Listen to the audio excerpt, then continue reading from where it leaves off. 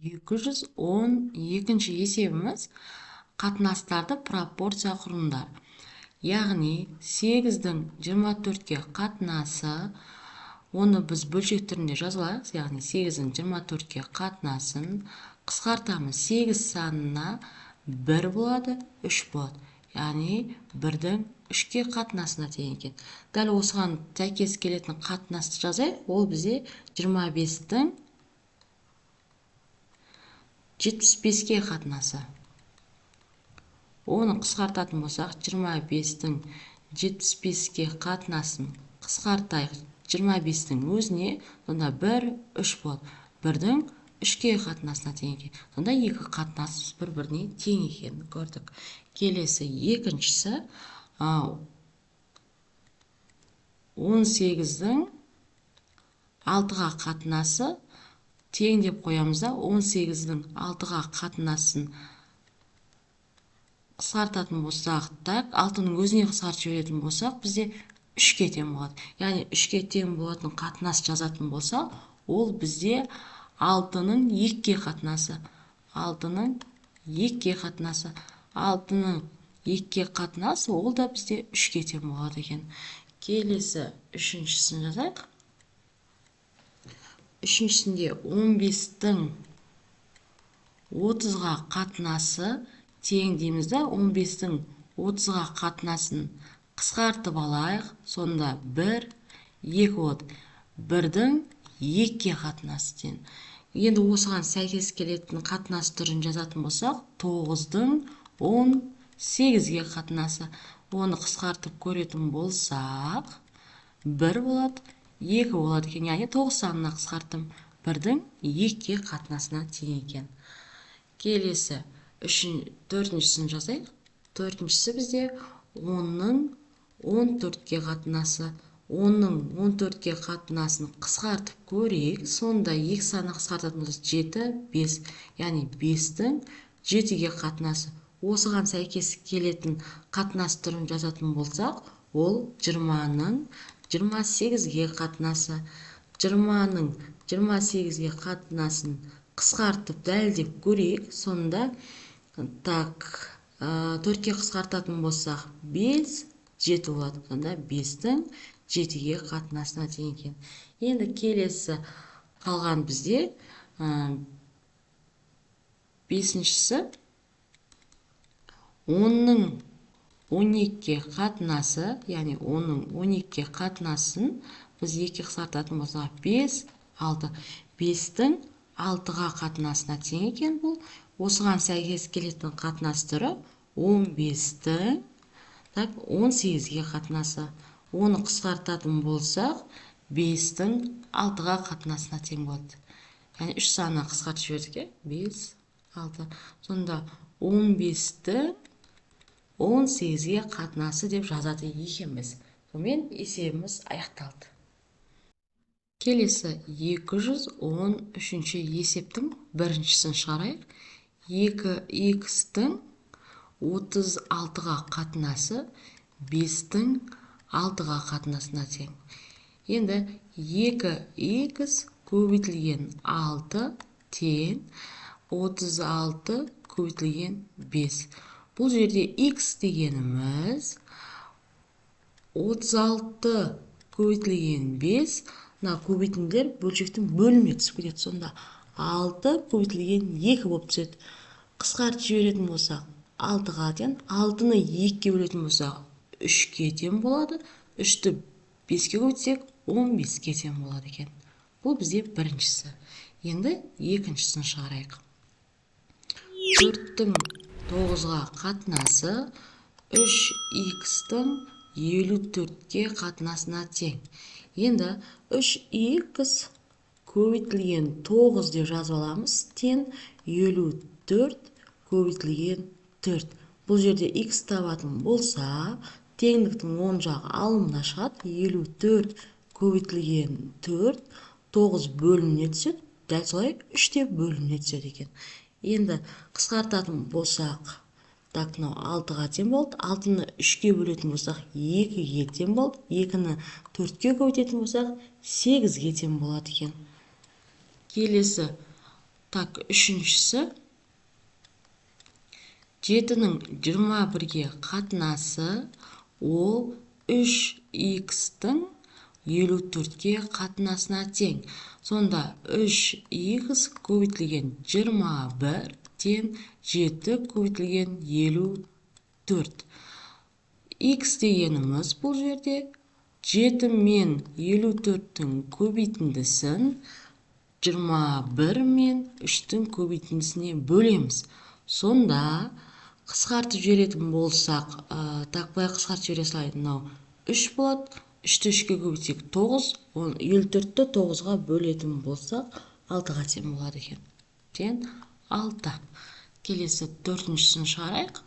4-шісінде 11-дің 33-ке қатынасы тең 2-ның 3х-ға қатынасы.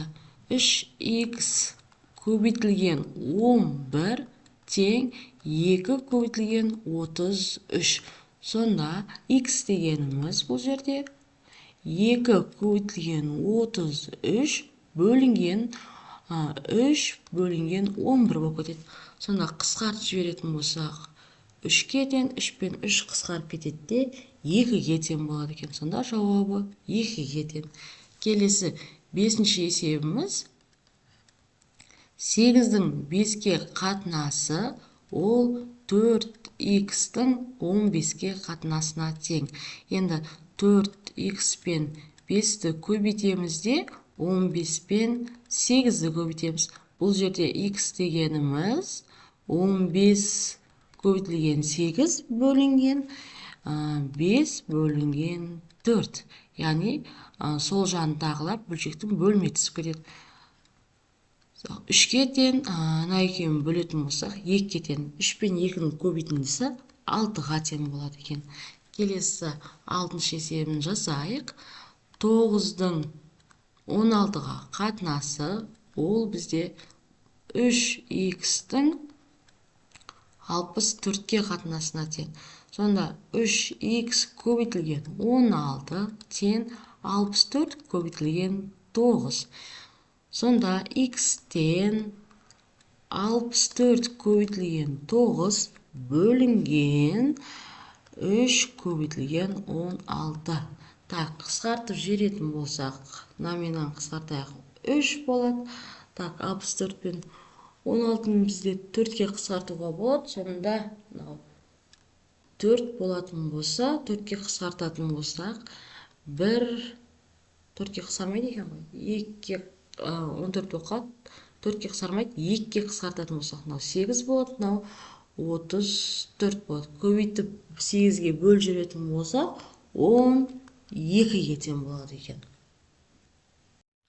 Келесі 214-ші есептің біріншісін шығарайық.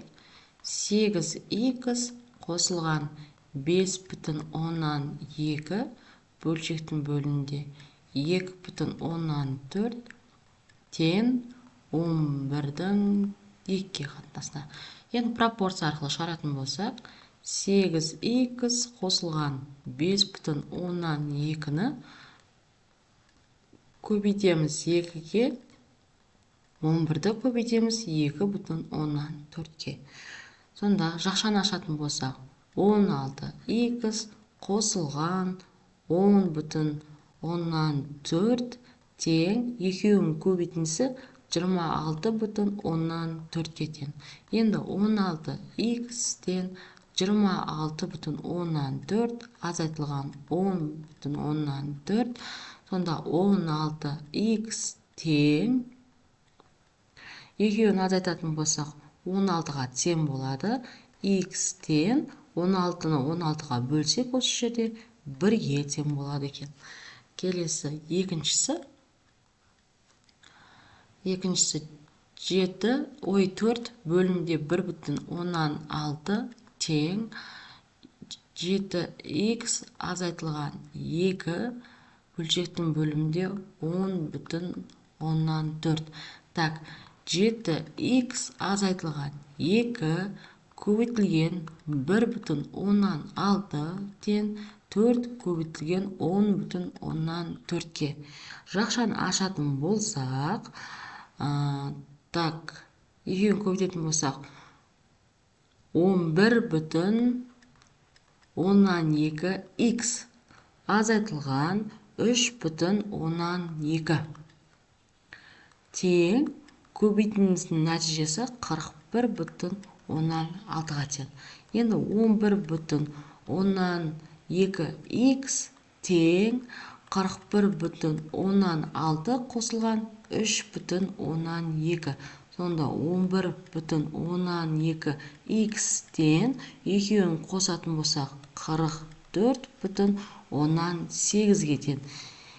Ал енді x табатын болсақ 44,8-ді 11,2-ге бөлетін болсақ, нәтижесі 4-ке тең болады екен. Бұл бізде екіншісі. Енді үшіншісін шығарайық. X азайтылған 0,2 бөлшектің бөлімінде 0,8 тең 4,2 бөлімінде 1,2. Енді x азайтылған 0,2 көбейтілген 1,2 тең 4,2-ні көбейтеміз 0,8-ге.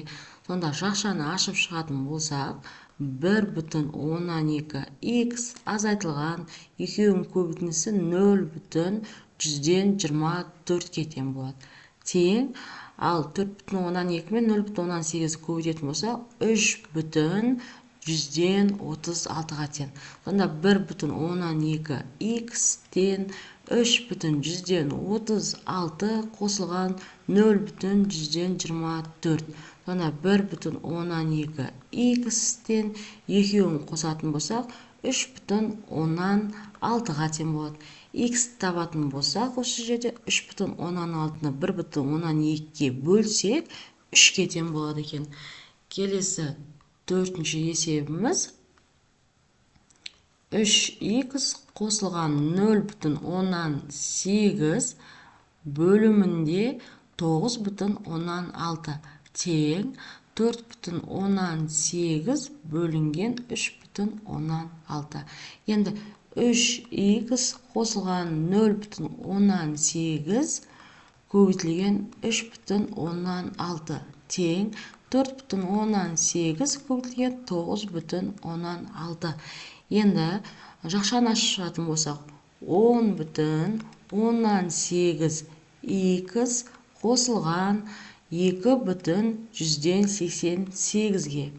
Тең екеуін көбейтіндісі 46,108-ге тең екен. Енді 10,8 x тен 46,108 азайтылған 2,188 тең болады. Екеуін қосатын болсақ, нәтижесі 43,2-ге тең. X тен 43,2-ні 10,18-ге бөлетін болсақ, 4-ке тең болады екен жауабы. Келесі бесіншісін шығарайық. 5x қосылған 3 бөлімінде 9 тең 27-ның 13,5-ге қатынасы. Енді 5x қосылған 3 көбейтілген 13,5 тең 27 көбейтілген 9. Жақшаны ашып шығатын болсақ, 67,5 x қосылған екеуін көбейтетін болсақ, 40,105-ге тең болады екен. Ал 27-ні 9-ға көбейтетін болсақ, 243-ге тең. 67,5 x тен 243 азайтылған 40,5. Сонда 67,5 x тен азайтатын болсақ, 202,5. X-тің мәні 202,5-ті 67,5-ге бөлетін болса, 3-ке тең болады екен. Келесі алтыншысы 8 бөлінген 20 тең 28 бөлінген 9х қосылған 7. Так, 9х қосылған 7 көбейтілген 8 тең 28 көбейтілген 20. Енді жақшаны ашып шығатын болсақ, 72х қосылған 56. Екеуінің көбейтіндісі 560-ға тең. Енді 72х тен 560 азайтылған 56. Сонда 72х тең болады 504-ге. Х-тен 504-ті 72-ге бөлетін болсақ, 7-ге тең екен. Сонымен есебіміз аяқталады. Келесі 215-ші есебіміз тік төртбұрыш пішінді футбол алаңының периметрі 350 метр. 350 метрге тең екен. Оның енінің ұзындыққа қатынасы 2-ның 3-ке қатынасындай. Сонда ені ұзындыққа қатынасы ол бізде 2-ның 3-ке қатынасындай. Футбол алаңының ауданын табу керек S-ті. Енінің ұзындыққа қатынасы 2х-тің 3х-қа қатынасына деп белгілейікті. Осы жерде периметр табу формуласын жазылайық. Ол дегеніміз 2 көбейтілген А қосылған Б-ға тең. Яғни А деп отқанымыз ені ұзындығы Б-ға тең болып тұр. Сонда периметрі 350-ге тең екенін білсек, 350 тең 2 көбейтілген 2х қосылған 3х. Теңдік енді 350-дің өзін жазып қоям. Тең 2 көбейтілген 5х. Сонда 10х тең 350-ге. Сонда х-ымыз тең болады біздің 35 метрге екен. Сонда х-тің орнына апарып қоямыз. Яғни ені бастапқы шартта біз айттық, ол 2х-ке тең дедік. Ал х-ымыз 35-ке тең екенін білсек, 2 көбейтілген 35 болады. Сонда ені бізде 70 метрге тең болады екен. Келесі ұзындығы ол бізде 3х дедік. 3-ті көбейтеміз 35-ке, сонда 105-ке тең болады екен. Ұзындығы 105-ке тең.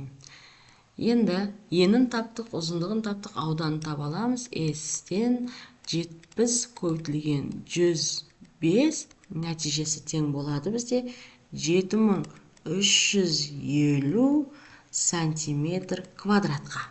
Сонымен есебіміз аяқталады.